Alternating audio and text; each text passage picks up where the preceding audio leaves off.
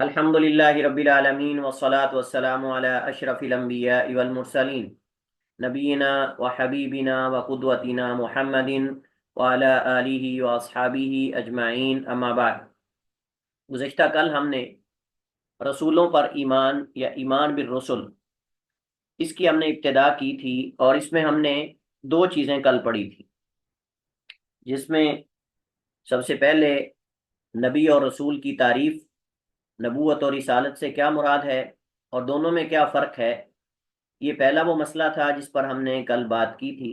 और उसके बाद रसूलों पर ईमान लाने में कौन कौन सी चीज़ें शामिल हैं, इस पर हमने बात की थी। आज हमारे पास तीन मौजू हैं। टाइम कम होता है तो बाद चीज़ें रह जाती हैं, तो आज हम तीन चीज़ें कोशिश करेंगे इनको मुकम्मल करेंगे रसूलों पर ईमान लाने के हवाले से। सबसे पहले नबूवत और रिसालत एक ज़रूरत है। नबूवत और रिसालत एक ज़रूरत है। क्यों ज़रूरत है, इस पे हम बात करेंगे।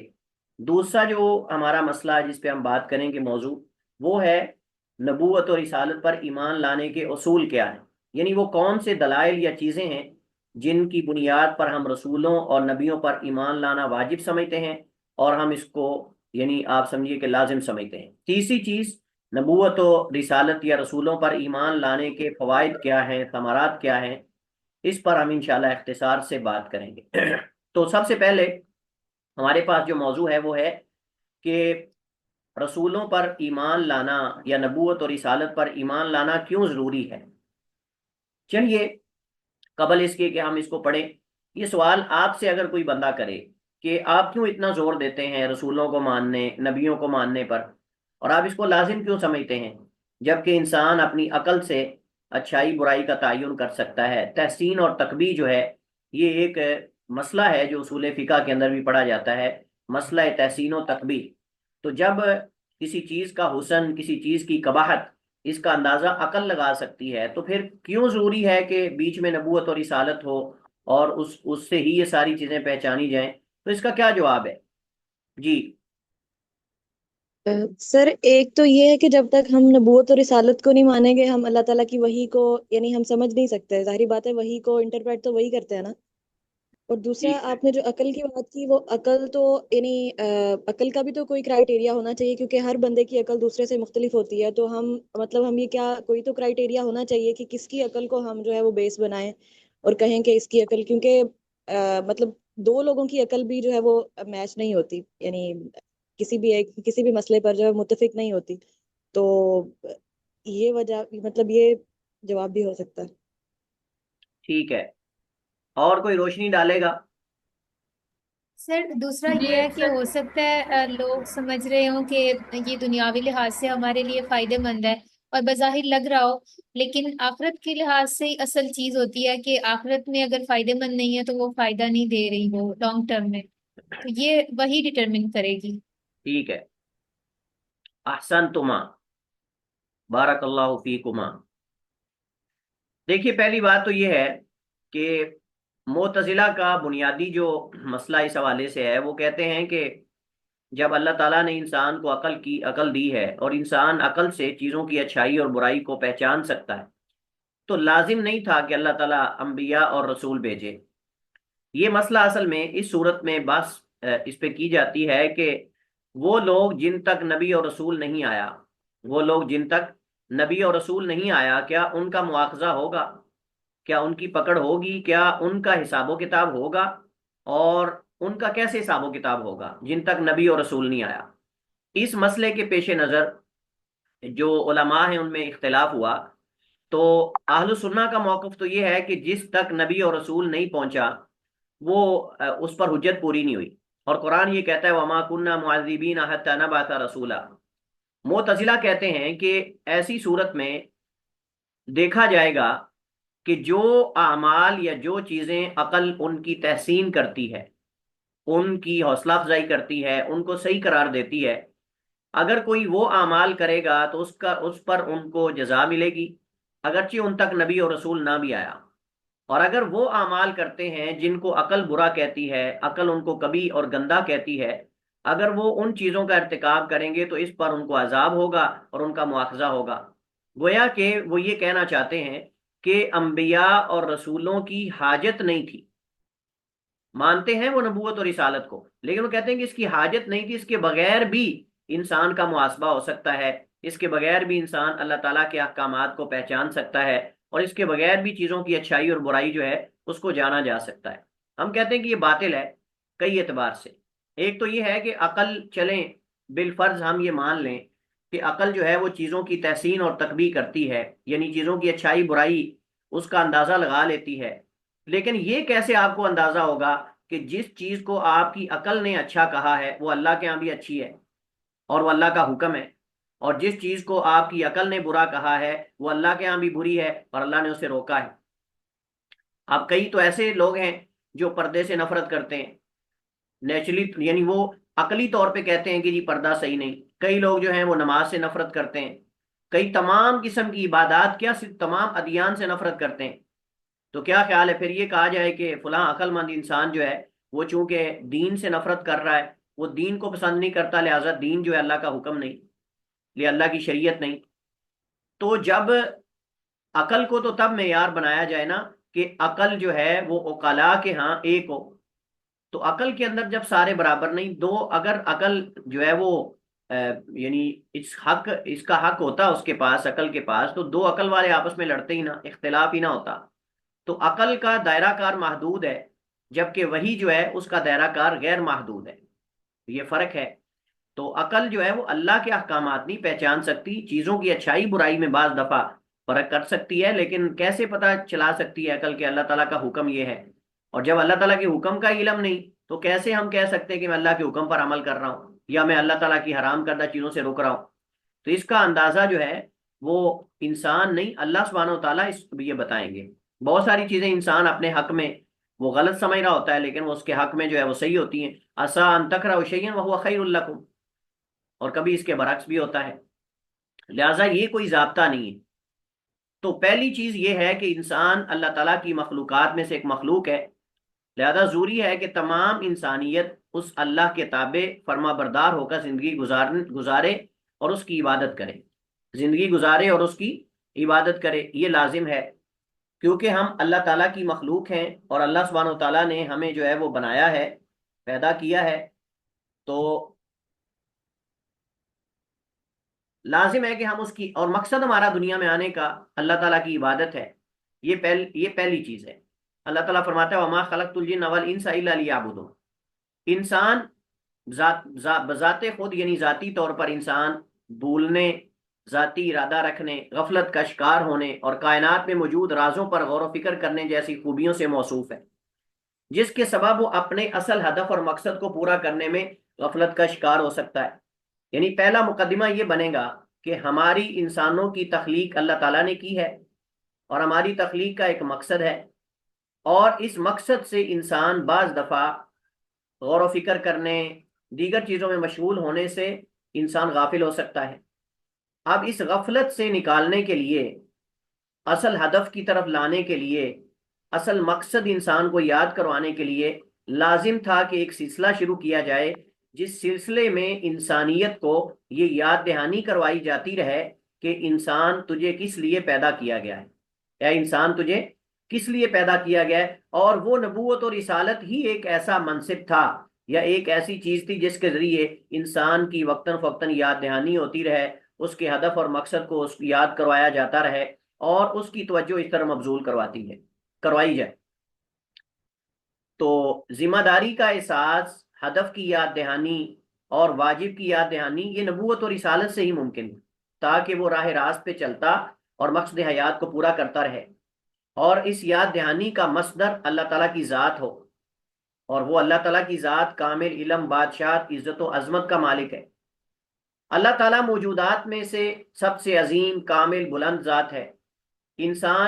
انسانی جو نفوس ہیں وہ اس ذات کی معرفت، اس کے اسماء و صفات اور کمالات جاننے کے مشتاق ہیں، کیونکہ ہر انسان اپنے اندر کمال پیدا کرنا چاہتا ہے، اور اس کے لیے وہ صاحب کمال اور کامل کا قرب چاہتا ہے۔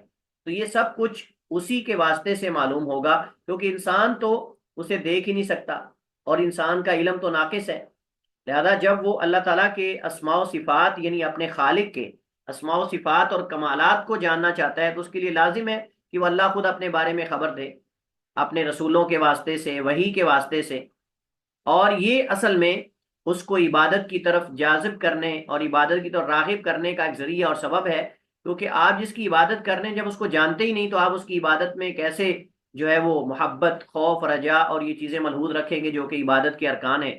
اس کے لیے ضروری تھا کہ اس کی معرفت کے لیے انسان بھیجے جاتے، فرشتے بھیجے جاتے جو وہی لے کر انسانوں کی طرف آتے۔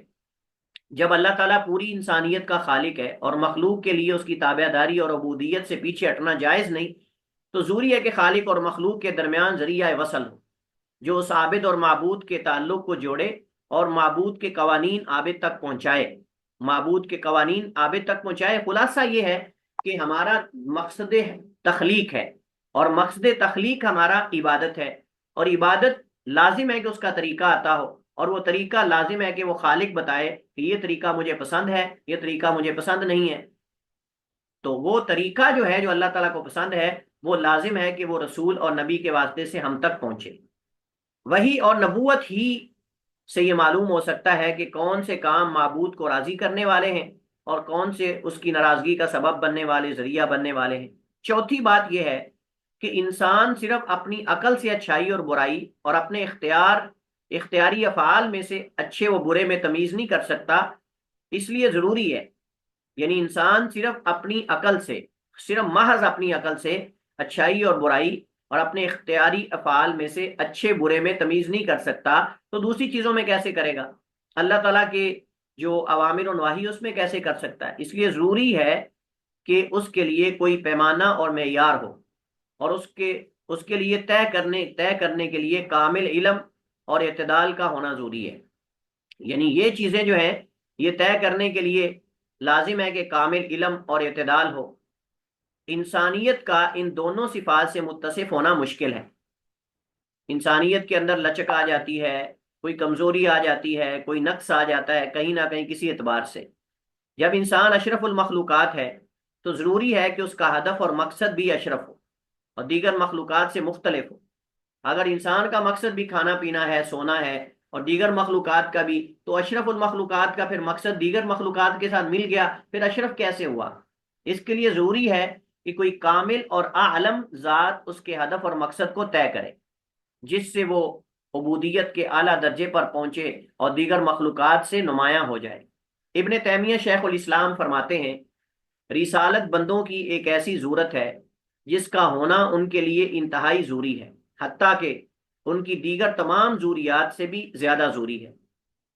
رسالت جہان کے لیے روح اور نور ہے، پس روح، حیات اور نور کے بغیر جہان کی کیا کیسے اصلاح ممکن ہے؟ وہ دنیا ملعون ہے، وہ دنیا ملعون اور تاریکی میں ہے جس پر رسالت کا سورج طلوع نہ ہو، اور اسی طرح وہ بندہ بھی ملعون اور تاریکی میں ہے جس کے دل پر رسالت کے علم کا سورج طلوع نہ ہو، اس سے وہ زندگی اور روح نہ لے، اس سے وہ حیات اور روحانیت حاصل نہ کرے، تو وہ آدمی بھی ملعون ہے۔ ابن تیمیہ شیخ الاسلام کی عبارت مجموع الفتاوی میں ہے۔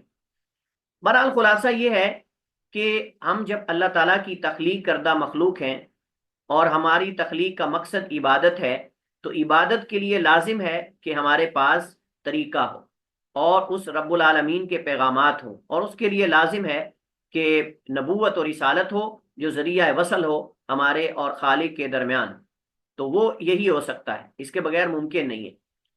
اس کے بعد ہمارے پاس جو موضوع ہے وہ ہے نبوت اور رسالت پر ایمان لانے کے اصول یا دلائل، اور یہ عقلی بھی ہیں، یہ نقلی بھی ہیں۔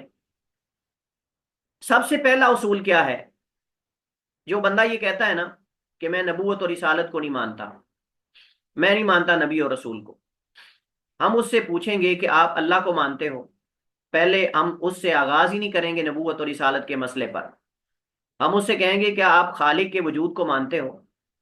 اگر وہ کہے گا کہ میں خالق کے وجود کو مانتا ہوں اور میں مانتا ہوں کہ دنیا کا کوئی خالق ہے، کوئی مالک ہے، کوئی مدبر ہے، تو پھر ہم اس کے ساتھ اللہ تعالیٰ کی ذات کے بارے میں بات نہیں کریں گے۔ ہم اس کو کہیں گے کہ کیا تم نبوت اور رسالت کو ممکن مانتے ہو کہ نہیں؟ یعنی کیا عقلی اعتبار سے نبوت اور رسالت کا پایا جانا ممکن ہے کہ نہیں؟ یہ پہلا سوال اس سے کریں. اگر وہ کہے کہ ناممکن ہے تو یہ جھوٹا ہے. اگر وہ کہے کہ ممکن ہے تو پھر آپ اس سے جو ہے وہ بات کریں. یعنی نبوت کا شمار ان چیزوں میں سے ہے جن کا وقوع پذیر ہونا عقلاً ممکن ہے، یا پھر محال اور ناممکنات میں سے ہے. ٹھیک ہے. اور اس کے ممکن ہونے کے لیے کوئی خاص دلائل کی بھی ضرورت نہیں. یہ ممکن ہے، اس کے یعنی ممکن ہونے کے لیے کوئی خاص دلائل کی ضرورت نہیں، کیونکہ جن عقلی دلائل کی بنا پر اللہ کے وجود پر ایمان لایا جاتا ہے وہی نبوت اور رسالت کے ممکن ہونے پر دلیل ہے. اور بلکہ اللہ سبحانہ و تعالیٰ پر ایمان لانا واجب کر دیتا ہے کہ ہم نبوت اور رسالت پر بھی ایمان لائیں. کیونکہ جس اللہ کے لیے زمین و آسمان بنانا، کائنات بنانا، انسان بنانا، سب کچھ بنانا مشکل نہیں، اس اللہ کے لیے نبوت اور رسالت کا سلسلہ جاری کرنا مشکل ہے کہ وہ اپنے بندوں کے درمیان کوئی واسطہ بنائے، کوئی جو ہے وہ رابطہ بنائے. تو اس اللہ کے لیے یہ بھی ممکن ہے، اور یہ یعنی اس کے لیے ناممکن نہیں ہے کہ ہم کہیں کہ جیسے زمین و آسمان اور بڑی بڑی چیزیں مخلوقات بنا سکتا ہے تو وہ کیا سلسلہ نبوت اور رسالت جاری نہیں کر سکتا. بات ہم اللہ سبحانہ و تعالیٰ کی ذات کی کر رہے ہیں، ہم کوئی انسان کی یا کسی مخلوق کی بات تو نہیں کر رہے. اس وجہ سے اللہ سبحانہ و تعالیٰ نے قرآن کریم کے اندر فرمایا اکان للناس عجبا ان اوحینا الی رجل منہم، کیا لوگوں کے لیے ایک عجیب بات ہو گئی یا تعجب کی بات ہو گئی کہ ہم نے ان میں سے ایک آدمی کی طرف وحی بھیجی. یعنی یہ کوئی بڑی بات تو نہیں ہے، کوئی عجیب بات تو نہیں ہو گئی کہ ہم نے ان میں سے کسی آدمی کی طرف وحی کر دی تو یہ کوئی آپ سمجھے کہ بڑی زیادتی ہوگی یا بڑا ظلم ہو گیا یا کوئی بہت عجیب بات ہے. یعنی یہ لوگوں کو اس کو عجیب لینا ہی نہیں چاہیے. ہم نے اس آدمی کی طرف وحی کی اس وجہ سے کہ انذر الناس وبشر الذین آمنوا ان لهم قدم صدق عند ربهم، کہ لوگوں کو ڈراؤ اور جو لوگ ایمان لائے انہیں بشارت دو کہ ان کے لیے ان کے رب کے ہاں سچا مرتبہ اور مقام ہے. قال الکافرون ان ھذا لساحر مبین، کافروں نے کہا بے شک یہ تو کھلا جادوگر ہے. تو یہاں اس آیت سے معلوم ہوا کہ کسی شخص پر وحی کے اترنے اور اس کے نبی بننے میں مومنوں کو کوئی اشکال نہیں ہونا چاہیے، کیونکہ یہ کام کائنات کو عدم سے وجود میں لانے سے کوئی مشکل نہیں ہے، کئی گنا اس سے آسان ہے. یہی میں نے شروع میں بات کی کہ جو اب مجھ سے پہلے یہ پوچھیں گے کہ بھئی آپ اللہ رب العالمین کے وجود کو مانتے ہو، کائنات کا وہ خالق مانتے ہو، اس خالق کو آپ عالم، علیم، حکیم، خبیر، قدیر اور سمیع اور بصیر یہ مانتے ہو، اور اگر کہے کہ نہیں تو یہ جھوٹا ہے اپنے دعوے میں. کیسے جھوٹا اپنے دعوے میں؟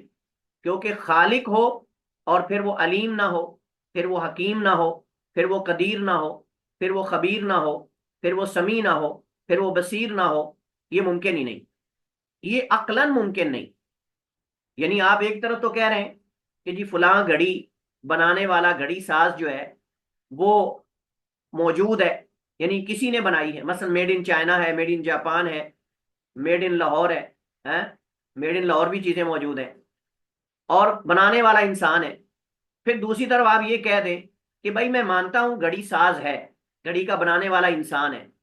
پھر آپ کہیں کہ نہیں، میں یہ نہیں مانوں گا کہ گھڑی بنانے والا کوئی عالم ہو، علوم ہندسہ سے واقف ہو، سنتا ہو، دیکھتا ہو، پکڑتا ہو، قدرت رکھتا ہو، اس فن میں علم رکھتا ہو. کیا خیال ہے؟ آپ ایک طرف یہ کہیں کہ گھڑی ساز ہے، گھڑی کا بنانے والا فلاں ہے، اور پھر آپ کہیں کہ وہ اندھا ہے، کانا ہے، لنگڑا ہے، بہرا ہے، جاہل ہے، الو ہے، بدھو ہے، فلاں ہے. تو کیا خیال ہے یہ دعویٰ صحیح ہوگا آپ کا؟ نہیں سر. یہ تو تعارض ہے. آپ نے خود دعویٰ کر کے اس کا ابطال کر دیا، آپ نے خود دعویٰ کر کے اس کو رد کر دیا. لہٰذا ہم کہیں گے جب آپ یہ مانتے ہیں کہ کائنات کا کوئی خالق ہے تو آپ کو ماننا پڑے گا کہ وہ خالق علیم بھی ہے، وہ حکیم بھی ہے، کیونکہ حکمت کے بغیر اس طرح بہترین انداز میں، مناسب انداز میں تخلیق کرنا ممکن نہیں. کیونکہ حکمت کے برعکس کیا ہے؟ حکمت کے برعکس جو ہے وہ آپ سمجھے کہ بیوقوفی ہے، کہ اوٹ پٹنگ چیزیں بنانا. اگر حکمت سے خالی ہوتی تخلیق، اے انسان تیری تخلیق اگر حکمت سے خالی ہوتی، یا انسان تجھے بنانے والا اگر حکیم نہ ہوتا تو تیری ایک ٹانگ تیرے ماتھے پر ہوتی اور ایک ٹانگ نیچے ہوتی، ایک بازو آگے ہوتا، ایک بازو پیچھے ہوتا، ایک آنکھ جو ہے ماتھے پر ہوتی اور ایک آنکھ پیچھے کھتی پر ہوتی. بے ڈھنگ چیزیں جیسے بنتی ہیں خود بخود، جیسے کہتے ہیں نا، تو جب ملبہ آپ گراتے ہیں، چھت گراتے ہیں، تو چیزیں مرتب نہیں ہوتی، ساری ایک دوسرے کے اوپر اوٹ پٹنگ کر کے گر جاتی ہیں۔ تو پھر یہ انسان، تیرے دونوں ہاتھ برابر نہ ہوتے، تیرے دونوں ہاتھوں کی انگلیاں آپس میں برابر نہ ہوتی، تجھے پاؤں میں جوتا ایک نمبر کا نہ آتا، بلکہ ایک 10 نمبر کا ہوتا، ایک 15 نمبر کا ہوتا، تو پھر پتا چلتا کہ بے حکمت یہ کام ہوئے ہیں، حکمت سے خالی ہیں۔ لیکن ہر چیز کا منظم، مرتب اور مشکل، اور اسی طرح جو ہے وہ حسن ترتیب، یہ تقاضا کرتی ہے کہ اس کا خالق جو ہے وہ حکیم ہو۔ لہذا جب یہ ساری چیزیں مانے گا، ہم کہیں گے یہ بتائیں کہ اس خالق کے لیے سلسلہ نبوت اور رسالت، کیا یہ ناممکن ہے؟ یہ کوئی بڑی بات تو نہیں ہے؟ جو یہ سارے کام کر سکتا ہے، وہ اپنے علم و حکمت سے، اپنی قدرت سے، کیا وہ رسول اور نبی نہیں بھیج سکتا؟ اپنے بندوں تک اپنے پیغام نہیں بھیج سکتا؟ اگر اس نے اپنے بندوں تک اپنا پیغام نہیں بھیجنا اور بھیج نہیں سکتا، تو پھر انسان کو پیدا کیوں کیا ہے؟ یہ تو سازر سوال بنتا ہے، پھر انسان کو بنایا کیوں ہے؟ اور اگر انسان کہے کہ نہیں، ہمارے دنیا میں آنے کا مقصد صرف کھانا پینا ہے، تو پھر ہم کہیں گے تم یہ بتاؤ کہ تمہارے اشرف اور افضل ہونے کی وجہ کیا ہے؟ کیوں تم مخلوق، یہ بتاؤ کہ تم گدھا، کھوتا، گھوڑا اس سے بہتر ہو کہ اس کے برابر ہو؟ اگر تو کہہ کہ میں اس کے برابر ہوں، تو پھر اس کو اس کے ساتھ باندھ دو، اس کے ساتھ باندھ دو رسی کے ساتھ، کھاؤ چارہ کھاؤ، کیونکہ تم گدھے گھوڑے ہو اور تم اس سے کوئی ممتاز اور نمایاں نہیں ہو۔ اور اگر کہے کہ میں اس سے افضل ہوں، تو بھائی پھر فرق، افضل ہونے کی وجہ بتاؤ، وجہ کیا؟ اگر وہ کہے کہ عقل ہے، تو بھائی عقل پھر اللہ نے کیوں دی ہے؟ سوال یہ بنتا ہے کہ عقل اللہ نے کیوں دی ہے؟ اگر اس عقل سے تم نے اپنے خالق کو نہیں پہچاننا اور اس کے احکامات کو نہیں سمجھنا، تو پھر عقل کا فائدہ کیا ہے؟ پھر عقل جو ہے وہ اس کو نکال دو، پھر بیوقوف والی حرکتیں کرو۔ تو بہرحال یہ چیزیں جو ہے، اس سے ثابت ہوتا ہے کہ نبوت اور رسالت جو ہے، یہ ممکن ہے، ممکنات میں سے ہے، ناممکنات میں سے نہیں ہے۔ اور جب ممکنات میں سے ہے، تو پھر ضروری ہے کہ اس کو مانا جائے۔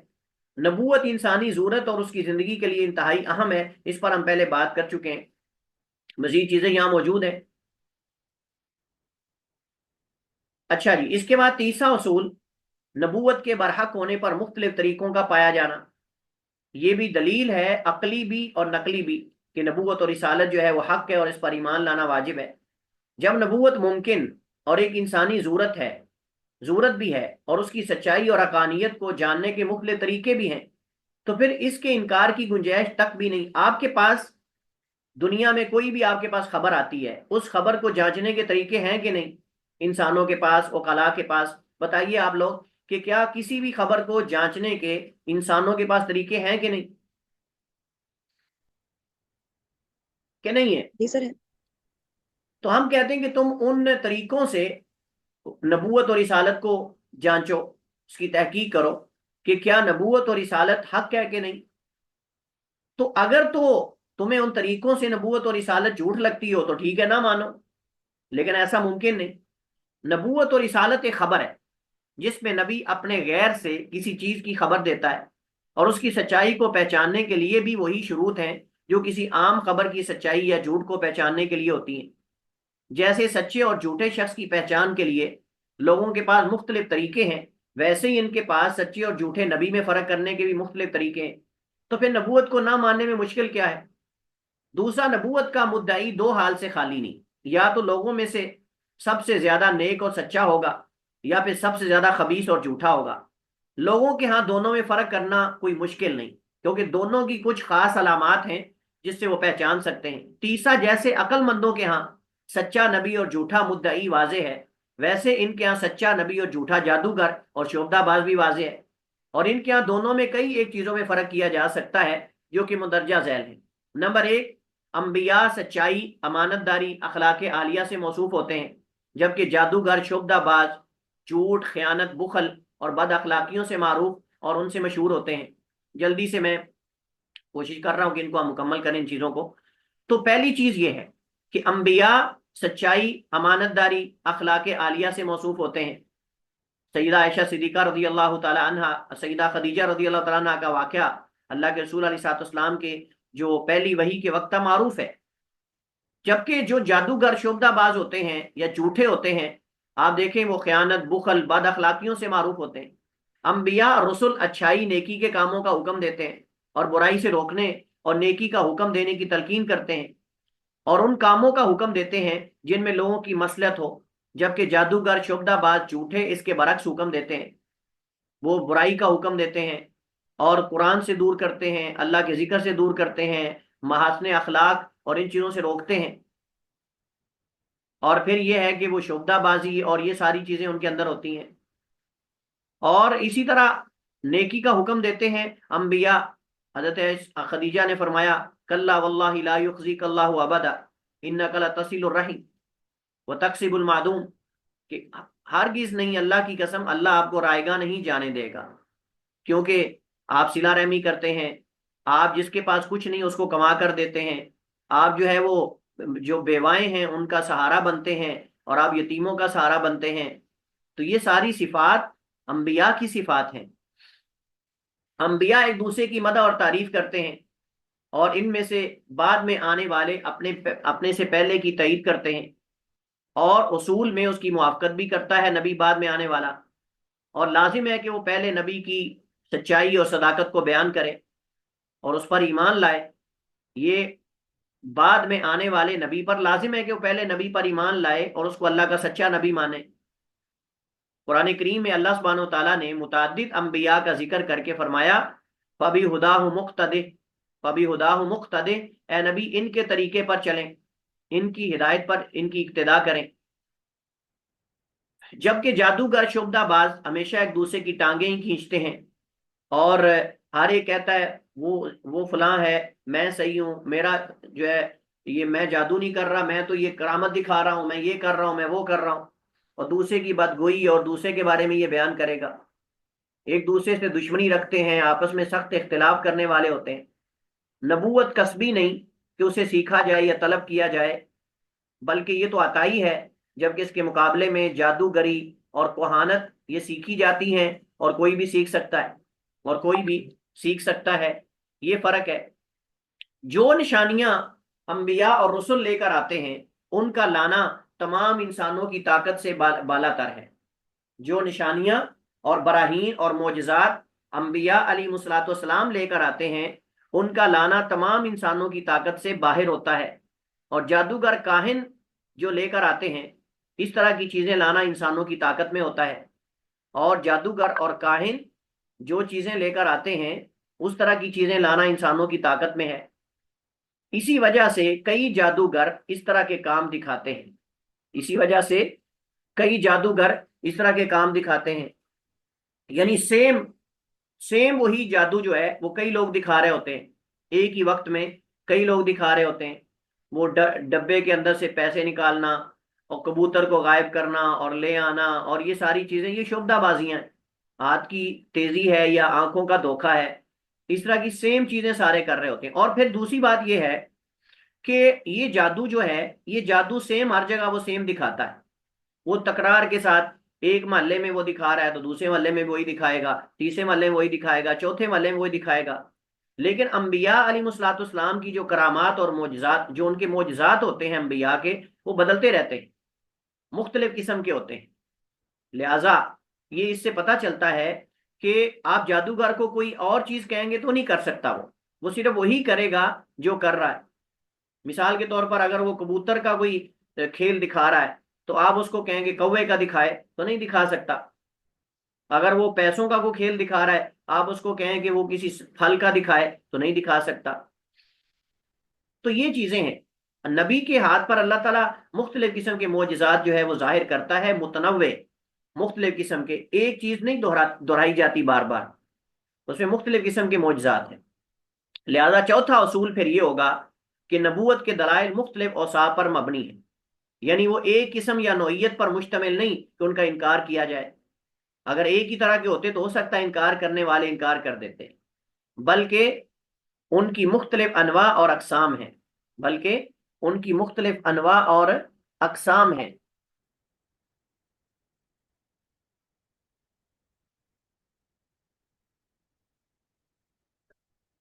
جی، اب ہم اختصار سے ان کی طرف اشارہ کرتے ہیں۔ نمبر ایک، دلائل کی کثرت۔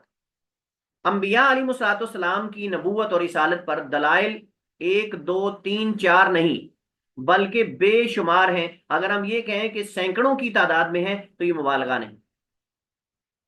انبیاء علیہ الصلوۃ والسلام کے نبی ہونے اور رسول ہونے میں سینکڑوں کی تعداد میں دلائل ہیں. اور اگر آپ وہ دلائل دیکھنا چاہیں تو آپ جو کتابیں علماء نے لکھی ہیں دلائل النبوہ کے عنوان سے، آپ ان کتابوں کے اندر دیکھ سکتے ہیں. دلائل النبوہ کے عنوان سے جو علماء نے کتابیں لکھی ہیں ان کتابوں کے اندر وہ دلائل اکٹھے کیے گئے ہیں جو نبی علیہ الصلوۃ والسلام کے سچا نبی ہونے کے دلائل. آپ ان میں دیکھیں تو آپ کو سینکڑوں احادیث، سینکڑوں دلائل اس کے اندر مل جائیں گے. اور اس وجہ سے احادیث پڑھتے ہوئے باقاعدہ علماء ذکر کرتے ہیں کہ یہ حدیث دلائل النبوہ میں سے ہے، یہ حدیث دلائل النبوہ میں سے ہے. مثال کے طور پر مکھی کے بارے میں اللہ کے نبی علیہ الصلوۃ والسلام کا بیان کرنا، اذا وقع ذباب فی اناء احدکم فلیغمسوا ثم لینزعوا فإن فی احد جناحی داء وفی الآخر شفاء. تم میں سے کسی کے مشروب میں مکھی گر جائے تو اس کو جو ہے وہ ڈبو دے اور پھر اس کو نکال کے پھینک دے. فإن فی احد جناحی داء وفی الآخر شفاء. اس کے ایک پر میں بیماری اور ایک پر میں شفا ہوتی ہے. آج میڈیکل سائنس نے اس کی تائید کی اور اس دور کے اطباء بھی اس کی تائید کرتے تھے. اسی طرح نبی کریم علیہ الصلوۃ والسلام کا یہ فرمانا، اذا استيقظ احدكم من منامه فلا يغمس يده في الاناء حتى يغسلها ثلاثا. اور ایک حدیث میں فلینتصر کہ اپنے ناک کو جھاڑے، فإن الشیطان يبيت على خياشيمه. اسی طرح نبی علیہ الصلوۃ والسلام کا فرمانا، لا يأكلن احدكم بيمينه ولا يشربن لا يأكلن احدكم بشماله ولا يشربن بشماله فإن الشيطان يأكل بشماله ويشرب بشماله. تو میں سے ہرگز بھی کوئی اپنے بائیں ہاتھ سے نہ کھائے اور نہ پیے، کیونکہ شیطان اپنے بائیں ہاتھ سے کھاتا ہے اور بائیں ہاتھ سے پیتا ہے. اب ان چیزوں کا ادراک جو ہے وحی کے بغیر ممکن نہیں، وحی کے بغیر ان چیزوں کا ادراک ممکن نہیں ہے. نبی کریم علیہ الصلوۃ والسلام کا واقعہ اسراء اور معراج یہ بہت بڑی دلیل ہے آپ کے سچا نبی ہونے اور نبوت اور رسالت کے حق ہونے پر.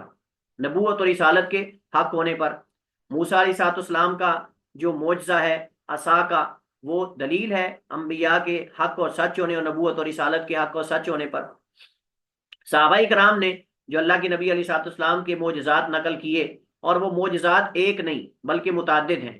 کبھی چاند دو ٹکڑے ہو رہا ہے، کبھی عصا اور لاٹھی جو ہے وہ روشنی دے رہی ہے، کبھی جو ہے وہ آپ دیکھیں آپ کی انگلیوں سے پانی نکل رہا ہے، کبھی جو ہے وہ دودھ کا ایک پیالہ جو ہے وہ کئی افراد پر کافی ہو گیا ہے، کبھی ایک چھوٹا سا بکری کا بچہ جو ہے وہ 300 سے 50 افراد جو ہیں 350 افراد کے لیے کافی ہو گیا ہے. ایک ہانڈی جس میں گوشت پک رہا ہے وہ 300 افراد کے لیے کافی ہو گئی ہے. اور یعنی آپ اندازہ کریں کہ یہ ایک قسم کا معجزہ تو ہے ہی نہیں کہ ہم اس کو جھٹلائیں یا اس کو جھٹلا سکے یا انسان اس کو جھٹلا سکے، یہ ممکن ہی نہیں ہے. لہٰذا یہ دلائل کی کثرت یہ دلیل ہے نبی علیہ السلام کے حق ہونے کی اور نبوت اور رسالت کے حق ہونے کی. پھر اگلی بات یہ ہے کہ یہ دلائل یقینی ہے، یہ دلائل کوئی شکوک و شبہات پر مبنی نہیں. یقینی کس اعتبار سے ہیں؟ یقینی اس اعتبار سے بھی ہیں کہ ان کو روایت کرنے والے، ان کو نقل کرنے والے متعدد ہیں، ان کو روایت کرنے والے اور نقل کرنے والے متعدد ہیں. اور اس اعتبار سے بھی کہ نقل کرنے کا طریقہ جو ہے وہ طریقہ بھی پائیدار اور معیاری ہے، اتنا معیاری اور مضبوط طریقہ ہے نقل کرنے کا کہ اس کو جھٹلانا ممکن نہیں. اور اس اعتبار سے بھی یقینی ہے کہ ان میں سے اکثر کی تائید عقل کرتی ہے اور سائنس کرتی ہے اور دیگر علوم کرتے ہیں. اور اس اعتبار سے بھی یقینی ہے کہ وہ عقل اور فطرت کے خلاف نہیں. اور اس اعتبار سے بھی یقینی ہے کہ وہ ممکنات میں سے ہیں، وہ ممکنات میں سے ہیں. اور اس اعتبار سے بھی یقینی ہے کہ وہ عام انسان کے بس کی بات نہیں اور عام انسان کی طاقت سے بالا تر ہے. اور بھی میں تقریباً کوئی آپ سمجھیں کہ 20-30 وجوہات سے یہ ثابت کر سکتا ہوں کہ وہ کیسے کیسے یقینی ہے، وہ کیسے کیسے یقینی ہے. انسانی طاقت سے بالا تر ہونا یہ ان کے بذات خود دلیل ہونے کی دلیل ہے کہ وہ دلیل ہے، یہ بذات خود ان کے دلیل ہونے کی دلیل ہے کہ وہ دلیل ہے نبوت اور رسالت کے حق ہونے اور نبی کریم علیہ الصلوۃ والسلام کے حق ہونے پر. پھر یہ ہے ان کا خاص ہونا. خاص ہونا یہ ہر ایک کے لیے ممکن نہیں، ہر ایک کے لیے ممکن نہیں کہ وہ اپنی انگلیوں سے پانی نکالے، ہر ایک کے لیے ممکن نہیں ہے کہ وہ دودھ کا ایک پیالہ سب کے لیے کافی ہو جائے. حضرت ابو ہریرہ کا واقعہ معروف ہے نا، حضرت ابو ہریرہ رضی اللہ تعالیٰ عنہ نے جو ہے وہ حضرت ابوبکر صدیق گزرے تو قرآن کی آیت پڑھی وَيُطِيمُونَ الطَّعَامَ عَلَىٰ حُبِّهِ مِسْكِينًا وَيَتِيمًا وَأَسِيرًا. ابو بکر چل دیے عمر کے پاس پڑھا وہ چل دیے، اللہ کے رسول کے پاس پڑھا یہ آیت کو ابو ہریرہ نے، تو وہ اللہ کے نبی کو علیہ الصلوۃ والسلام ان کو لے کر آ گئے، تو پیالہ دودھ کا آیا، تو اللہ کے نبی علیہ الصلوۃ والسلام نے فرمایا ابو ہریرہ جاؤ اصحاب صفہ کو لے آؤ۔ ابو ہریرہ پریشان ہو گئے کہ بھائی مجھے تو بھوک لگی ہے اتنی زیادہ، اور ایک پیالہ آیا ہے اور ساتھ صحابہ صفہ کو بھی دعوت مل گئی ہے۔ بہرحال صحابہ کا یقین ہوتا تھا تو گئے اور صحابہ صفہ کو لے آئے۔ اب اگلا مسئلہ کیا بنا؟ اگلا مسئلہ یہ بنا کہ آپ نے فرمایا کہ ابو ہریرہ ان کو پلانا شروع کر دو۔ سیدنا ابو ہریرہ اور پریشان ہوئے کہ بھائی مجھے اتنی بھوک لگی ہے اور یہ ان کو پلایا جا رہا ہے۔ تو بہرحال پلایا سب کو، جب سب کو پلایا تو اللہ کے رسول نے فرمایا ابو ہریرہ اب تم پیو، ابو ہریرہ اب تم پیو۔ ابو ہریرہ نے پینا شروع کر دیا، جب پی لیا کہ اللہ کے رسول بس، فرمایا اور پیو، پھر پیا، پھر پیا، کہتے اللہ کے رسول اب تو اتنا پی چکا ہوں، اتنا سیر ہو چکا ہوں کہ میرے ناخنوں سے نکلنے لگ گیا۔ یہ مبالغہ ہے کہ بہت زیادہ میں سیر ہو چکا، اب گنجائش ہی نہیں رہی۔ پھر اللہ کے رسول علیہ الصلوۃ والسلام نے پیالہ پکڑا اور خود آپ نے پیا۔ آپ سوچیں ذرا ایک پیالے میں کتنا کو دودھ ہو سکتا ہے، لیکن وہ اتنے لوگ سیر ہو کر پی رہے ہیں، اور جن کو کئی کئی دنوں تک کھانا پینا نہیں ملتا تھا ان کی کیفیت یہ ہوتی تھی، وہ لوگ اس سے سیر ہو کے پی رہے ہیں۔ حضرت جابر کی ہانڈی اللہ کے نبی نے اس کے اندر لعاب ڈالا، اور یہ خبر نقل کرنے والے ذرائع جو ہیں وہ ایک ذریعہ نہیں، کئی صحابہ نے یہ خبریں نقل کی ہیں۔ پھر یہ ہے ان کے آپس میں کوئی تعارض نہیں، ان دلائل میں آپس میں کوئی تعارض نہیں، کوئی ٹکراؤ نہیں، یعنی یہ نہیں کہ آپ نے کوئی معجزہ دکھایا دوسری طرف آپ کہیں کہ ایسا معجزہ تو ہو ہی نہیں سکتا، یا میں ایسا نہیں ہوں جیسے میرے بارے میں لوگ کہتے ہیں، یا یہ ہے وہ ہے۔ مختلف درجات پر مبنی، یعنی مختلف درجات کا مطلب یہ ہے کہ یہ جو معجزات اور یہ جو دلائل ہیں یہ سارے ایک درجے پر نہیں۔ کچھ ایسے دلائل ہیں نبوت اور رسالت کے جو قرآن میں ہیں، کچھ ایسے ہیں جو قرآن و سنت دونوں میں ہیں، کچھ ایسے ہیں جو احادیث میں ہیں، کچھ ایسے ہیں جو یعنی آپ سمجھیں کہ متعدد صحابہ نے نقل کیے ہیں، کچھ ایسے ہیں جو ایک جماعت نے نقل کیے ہیں، کچھ ایسے ہیں جو افراد نے نقل کیے ہیں، کچھ ایسے ہیں جو فرد واحد نے نقل کیے ہیں۔ یعنی ایک تو انواع اور اقسام کے اعتبار سے یہ ایک درجے پر نہیں، کیٹاگریز کے اعتبار سے، اور دوسرا صحت اور اعلیٰ یعنی صحت اور قوت میں بھی ایک درجے پر نہیں، بعض بہت زیادہ قوت میں ہیں، بعض اس سے کچھ کمزور ہیں۔ لیکن جب ہم کسی سے بحث کریں تو ہمیں سب سے مضبوط دلائل پہلے پیش کرنے چاہیے، ہمیں سب سے مضبوط دلائل پہلے پیش کرنے چاہیے، ٹھیک ہے، اور پھر اس کے بعد جو ہے وہ نیچے دوسرے دلائل کی طرف جانا چاہیے۔ تو یہ جو چیزیں ہیں یہ آپ سمجھے نبوت اور رسالت اور نبی کریم علیہ الصلوۃ والسلام کے حق ہونے کے دلائل، آپ سمجھیں کہ ان میں سے یہ چیزیں ہیں، ان کو ذکر کر کے ہم یہ ثابت کر سکتے ہیں کہ نبوت اور رسالت حق ہے، اور اللہ کے نبی علیہ الصلوۃ والسلام جو ہے وہ اللہ سبحانہ و تعالیٰ کے سچے نبی اور رسول ہیں۔ اچھا، اب یعنی نبوت اور رسالت، رسولوں پر ایمان لانے کے فوائد و ثمرات کیا ہیں، رسولوں پر ایمان لانے کے فوائد اور ثمرات کیا ہیں، یہ ایک موضوع ہے جو ہمارا آج کا آخری موضوع ہے۔ تو پہلے آپ کو موقع دیتے ہیں حسب معمول کے نبوت اور رسالت جو ہے اس پر ایمان لانے کے فوائد اور ثمرات کیا ہیں۔ اگر ہم نبوت اور رسالت کو مانتے ہیں تو اس سے کیا کیا فوائد ہم حاصل کر سکتے ہیں، بتائیے۔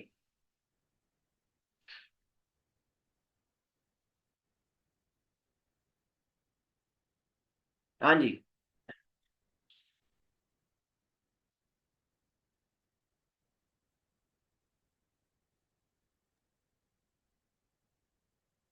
سر انبیاء چونکہ اللہ تعالیٰ تک پہنچنے کا ذریعہ ہے، تو ہم اگر ان پر ایمان لاتے ہیں اور مطلب ان کو فالو کرتے ہیں تو obviously ہمارے لیے یہ چیز آسان ہوگی، جیسے کہ پہلے ذکر کیا کہ مطلب وہی کو یہ یعنی وہی پر عمل جو ہے وہ اسی صورت میں ہی ہو سکتا ہے۔ سب سے ٹھیک ہے، سب سے پہلے تو یہ ہے کہ نبوت اور رسالت پر ایمان لانے سے اللہ تعالیٰ کی رحمت کا اندازہ ہوتا ہے، اللہ تعالیٰ نے اپنے بندوں کے معاملات میں کتنا اہتمام کیا ہے کہ اللہ تعالیٰ نے ان کی رشد و ہدایت کے لیے انبیاء اور رسول بھیجے تاکہ وہ ان کے واسطے سے صراط مستقیم کو پہچان سکیں اور اس پر چل سکیں، اور پھر وہ جو ہے وہ آپ سمجھے کہ آخرت اور دنیا کی سعادت حاصل کر سکیں۔ اس طرح نبوت اور رسالت پر ایمان لانے سے انسان کی جو معلومات ہیں ان میں بے حد اضافہ ہوتا ہے۔ بے حد میں کیوں کہہ رہا ہوں، یعنی وہی ایک ایسا مصدر ہے علم و معرفت کا کہ جس سے اتنے زیادہ علوم حاصل ہوتے ہیں کہ اگر اس دروازے کو کوئی بندہ بند کر دے نا، یعنی انکار کر دے وحی کا، تو اس کی معلومات محدود ہو کر رہ جاتی ہیں، اس کی معلومات محدود ہو کے رہ جاتی ہے۔ وہی ایک ایسا مصدر ہے علم و معرفت کا کہ اس سے انسان بے شمار لاکھوں کی تعداد میں معلومات لے سکتا ہے، جبکہ اس مصدر کو ٹھکرا دینا اور اس کا انکار کر دینا، اس سے انسان کی معلومات کے کئی دروازے بند ہو جاتے ہیں، اس سے انسان کی معلومات کے کئی دروازے جو ہیں وہ بند ہو جاتے ہیں۔ اور اسی طرح جیسے ہم نے ذکر کیا کہ نبوت اور رسالت پر ایمان لانے سے انسان کا مقصد تخلیق پورا ہوتا ہے۔ انسان کا مقصد تخلیق، ہماری تخلیق کا مقصد اللہ کی عبادت ہے، اور اللہ کی عبادت تبھی ممکن ہے جب نبوت اور رسالت پر ایمان لائیں گے۔ تو لہٰذا نبوت اور رسالت پر ایمان لانے سے ہمارا مقصد تخلیق جو ہے وہ پورا ہوتا ہے، جس مقصد کے لیے انسان کو تخلیق کیا گیا ہے۔ اور میں یہ کہتا ہوں نبوت اور رسالت پر ایمان لانا انسان کو اشرف بناتا ہے، انسان کو افضل بناتا ہے، اور دیگر مخلوقات سے نمایاں کر دیتا ہے۔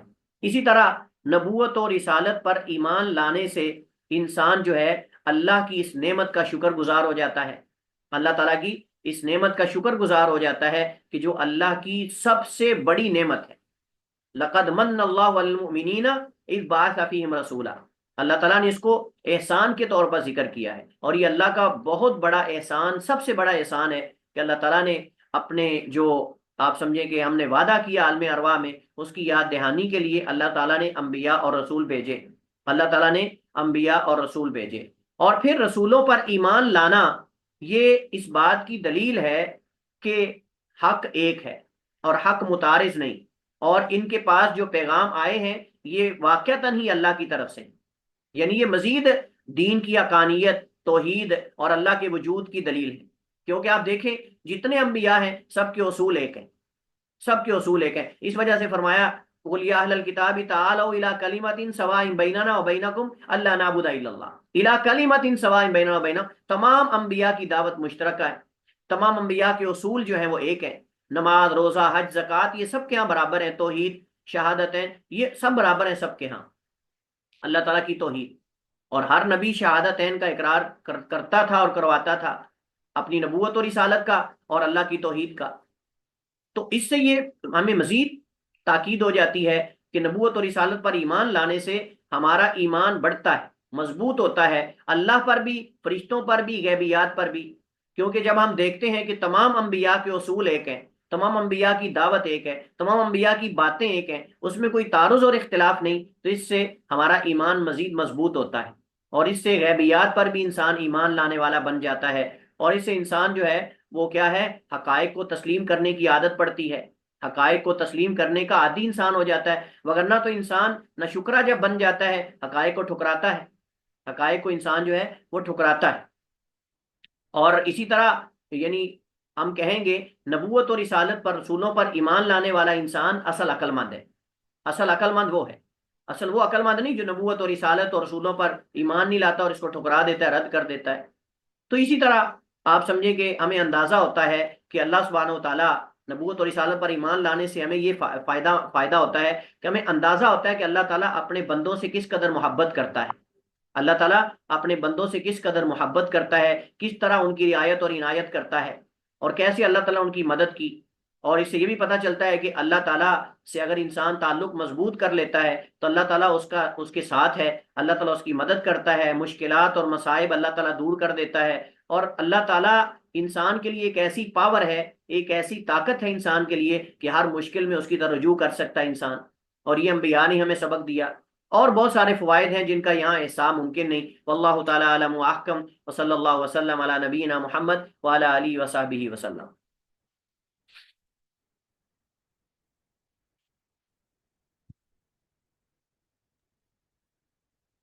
السلام علیکم وعلیکم السلام ورحمۃ اللہ۔ جی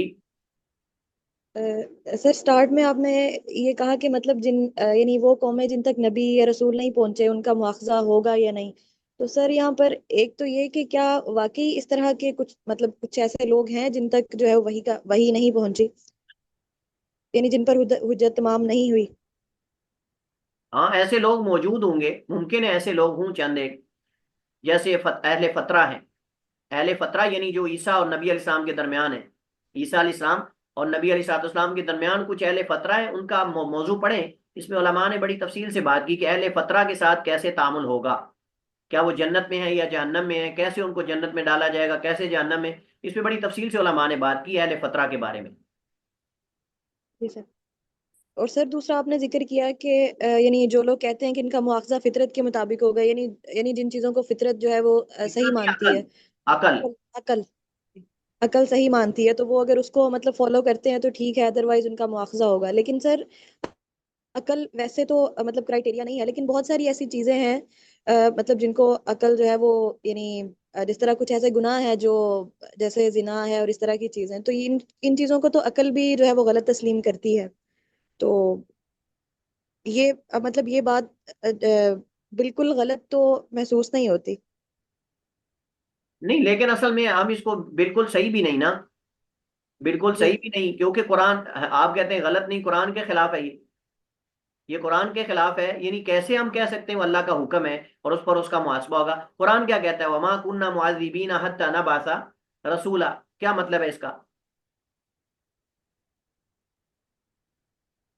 یعنی ہمارے پاس ایک چیز نص موجود ہے اور وہ قرآن کی نص ہے، وما کننا معذبین حتی نبعث رسولا. اور دوسری طرف ہم ایک ایسی بات کہ ہم کہتے ہیں کہ جی وہ عقل سے اچھائی برائی جانی جا سکتی، لہذا یہ معقول چیز ہے. معقول ہو یا نہ ہو، قرآن کیا کہتا ہے؟ قرآن کہتا ہے کہ ہم اس وقت تک عذاب نہیں دینے والے جب تک ہم رسول نہ بھیج دیں. کیا خیال ہے؟ جی سر.